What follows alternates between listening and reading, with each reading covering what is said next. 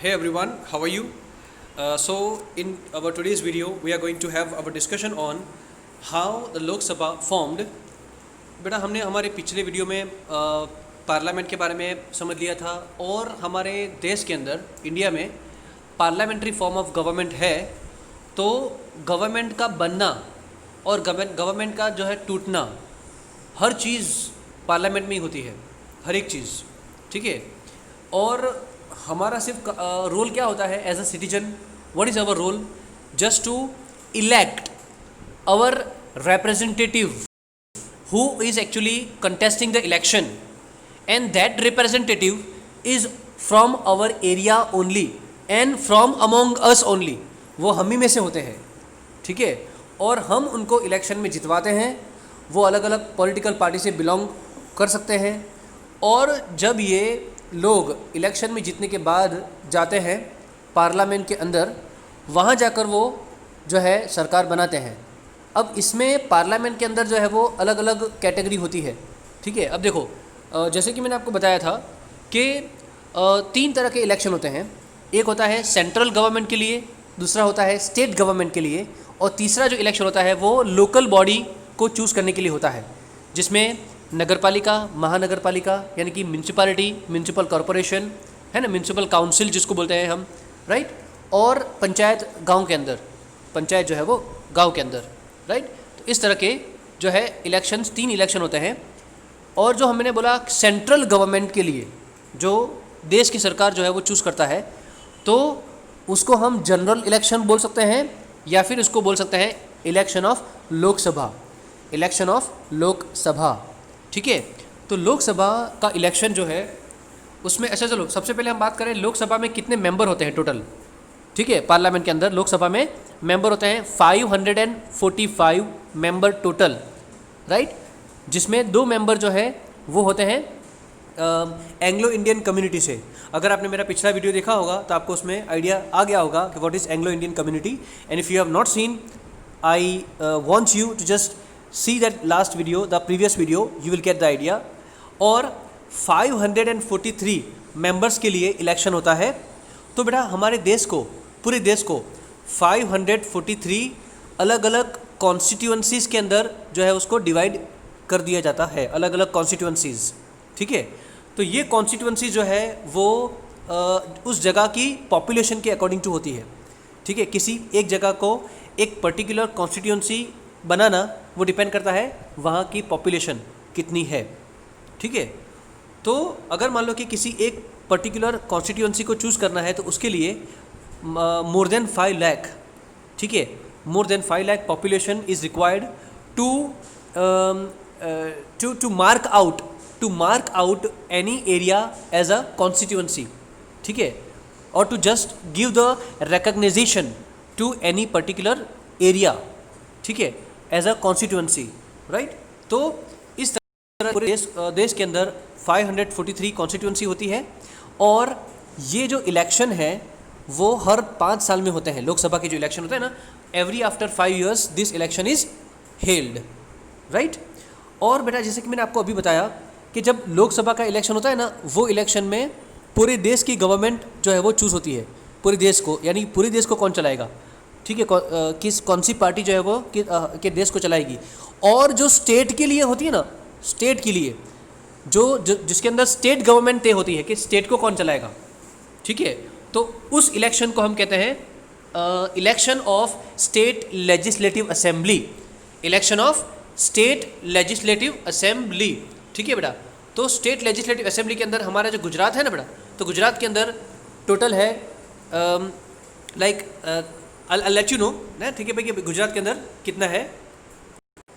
तो देखो बेटा कि स्टेट लेजिस्लेटिव असेंबली जो है ना बेटा, वो हर स्टेट में होती है, हर एक स्टेट में अलग अलग होती है, और उसके लिए अलग से इलेक्शन होते हैं, और वो भी हर 5 साल में होते हैं। लाइक लोकसभा की तरह ये भी होता है। लोकसभा दिल्ली में है, पार्लियामेंट के अंदर। स्टेट लेजिस्लेटिव असेंबली, विधानसभा, जो हर स्टेट में होती है, और हमारे स्टेट में भी है, गुजरात में भी वो है गांधीनगर के अंदर। और इसके अंदर कितने मेंबर होते हैं टोटल? तो उसमें मेंबर हैं 182 मेंबर्स। कितने हैं?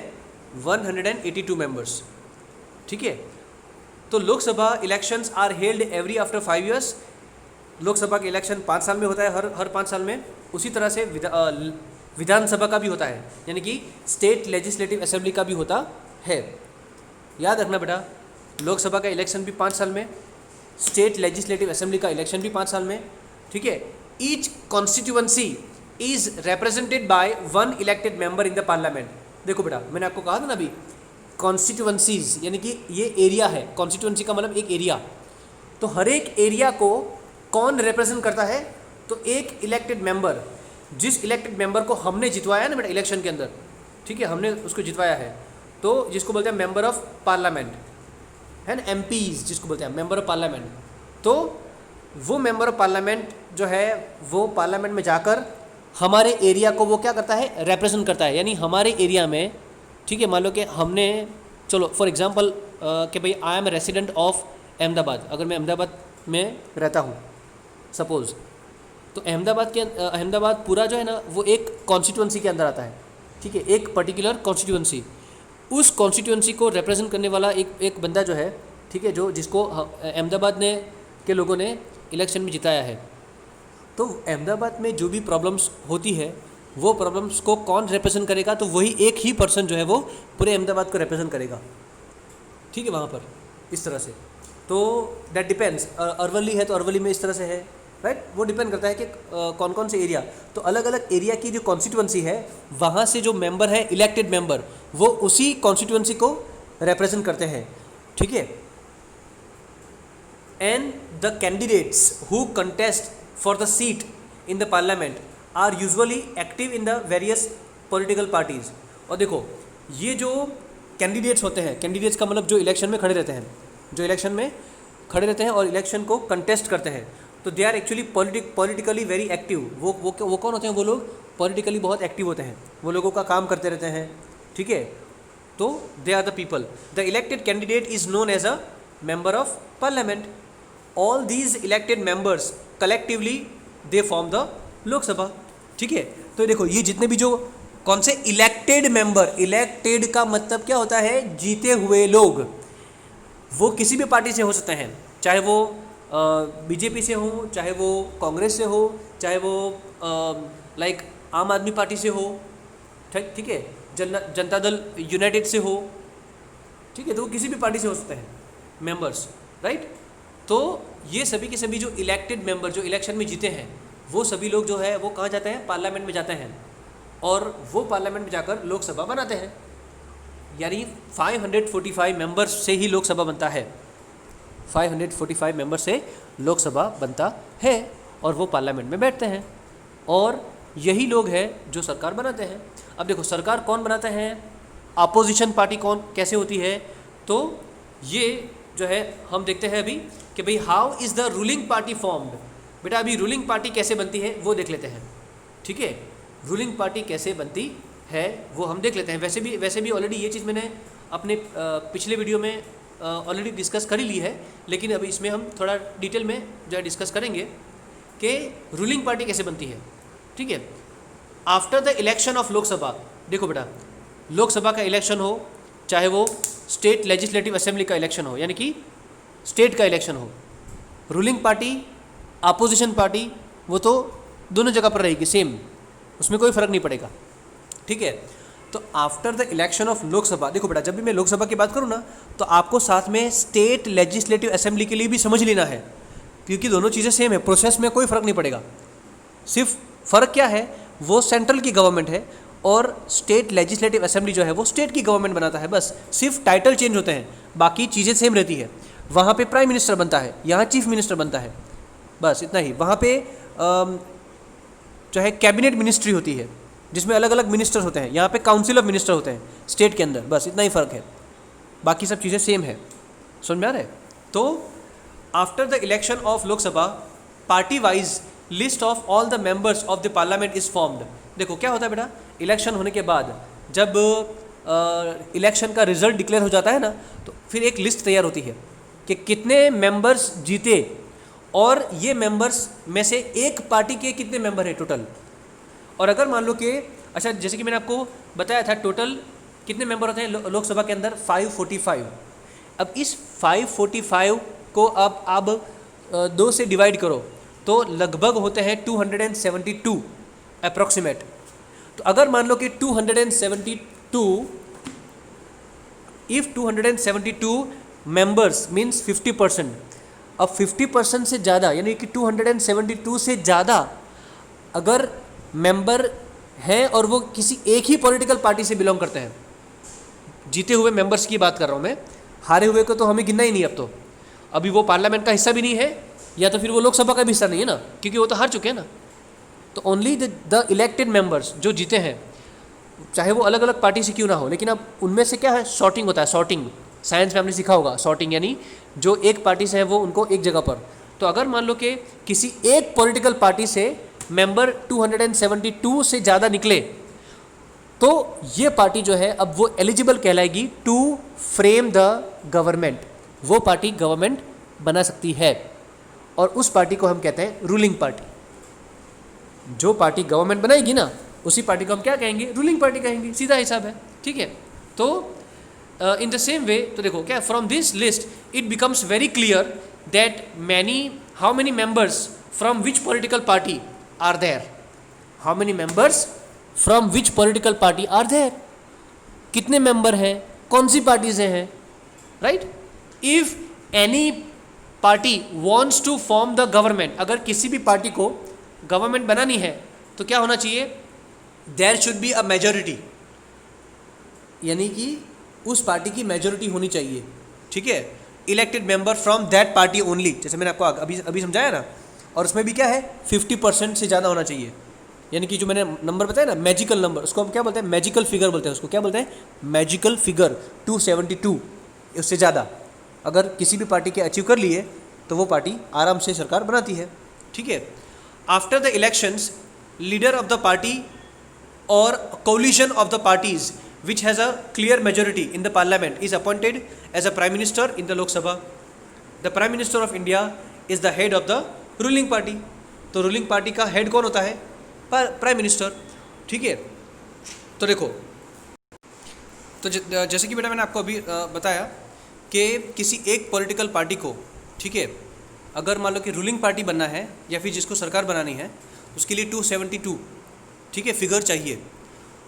तो अब हम बात करें कि जब 2019 में 2019 के अंदर जब हमारा इलेक्शन हुआ था ना, लोकसभा इलेक्शन हुआ था, ठीक है, इन 2019 only. So BJP party in this election they secure 302 seats with the clear majority. यहाँ पे क्लियर दिख रहा है ना कि 272 से ज़्यादा है, 302 यानी ऑब्वियसली। तो अब यहाँ पे ये जो बीजेपी पार्टी है वो आराम से अपनी सरकार बना सकती है, और अभी बीजेपी जो है सरकार बनी हुई है ना। In India we have BJP government, right. लेकिन अगर मान लो कि कोई ऐसी पॉलिटिकल अच्छा मान लो कि अगर कोई ऐसी पार्टी है जिसको क्लियर मेजोरिटी नहीं मिलती है, यानी कि 272 फिगर नहीं पहुंच पाती है। चलो मान लो कि फॉर एग्जांपल अगर किसी पॉलिटिकल पार्टी को मिले हैं 250 सीट्स, 250 सीट्स, राइट। तो ये 250 सीट्स के साथ वो रूलिंग पार्टी तो नहीं बन सकते ना, क्योंकि उनकी क्लियर मेजोरिटी नहीं है, 50% नहीं है। तब ये जो पार्टी है ना, ठीक है, फॉर एग्जांपल चलो हम बात करते हैं बीजेपी की बात करें। चलो बीजेपी के पास 250 सीट्स आ गई है, अभी उनके पास कितनी सीट्स जो है कमी है, तो we can make the subtraction like 272 minus 250 कर लो, तो अराउंड 22 सीट्स है ना, और ज़्यादा चाहिए ना तो 23 सीट्स चाहिए, ठीक है। तो चलो 23 सीट्स की कमी है, तो अब ये 23 सीट्स जो है ना वो कैसे अचीव होगी, तो ये जो बीजेपी पार्टी है वो बाकी दूसरी जो पार्टीज है ना उन पार्टी से सपोर्ट मांगेगी, सपोर्ट, ठीक है, to achieve that figure 272 figure, ठीक है। तो अब ये जो बीजेपी पार्टी है वो किसी और दूसरी पार्टी से सरकार बनाने के लिए, ठीक है, जो सपोर्ट ले रही है बाहर से, ठीक है, और तब ये गवर्नमेंट बनती है ना, तब ये गवर्नमेंट बनती है। तो इस तरह की गवर्नमेंट को हम कौन सी गवर्नमेंट बोलते हैं, कोलिशन गवर्नमेंट। क्या है, कोलिशन गवर्नमेंट। देखो अंदर दिया हुआ है word, the party, the leader of the party और कोलिशन गवर्नमेंट। इस तरह की गवर्नमेंट को क्या कहेंगे बेटा हम, कोलिशन गवर्नमेंट, है ना। इस तरह की गवर्नमेंट बनेगी ना, तो उस गवर्नमेंट को हम क्या कहते हैं, कोलिशन गवर्नमेंट कहते हैं, जो किसी दूसरी पार्टी का सपोर्ट लेकर बनती है, राइट? तो hope you understood this, right? और जो पार्टी मेजोरिटी में आती है, ठीक है, वो पार्टी ही गवर्नमेंट बना सकती है। उसी पार्टी को हम कौन सी पार्टी बोल सकते हैं? Ruling party. और उस पार्टी का लीडर जो है वो बनेगा प्राइम मिनिस्टर, ठीक है? और वो प्राइम मिनिस्टर जो है वो हेड बनेगा गवर्नमेंट का, राइट? और प्राइम मिनिस्टर जो है वो अपनी ही पार्टी से, रूलिंग पार्टी से ही अलग अलग मिनिस्टर्स को बनाते हैं, जिसमें फाइनेंस मिनिस्टर है, कैबिनेट मिनिस्टर है ना? फिर उसके बाद है forest minister, education minister, health minister, right? Defence minister, finance minister, ये सब अलग अलग मिनिस्टर जो है वो उसी पार्टी से बनते हैं। और जो दूसरी पार्टी जो है ना, जो सेकंड पे है, पहले पे जो थी, जो सबसे ज़्यादा सीट्स थी, वो रूलिंग पार्टी बन गई। अब जो सेकंड नंबर पे आती है तो वो पार्टी क्या बनेगी? अपोजिशन पार्टी बनेगी, अपोजिशन पार्टी। समझ में आ रहा है? तो ये था हमारा how the ruling party formed. Hope you understood. I will see you tomorrow. Thank you.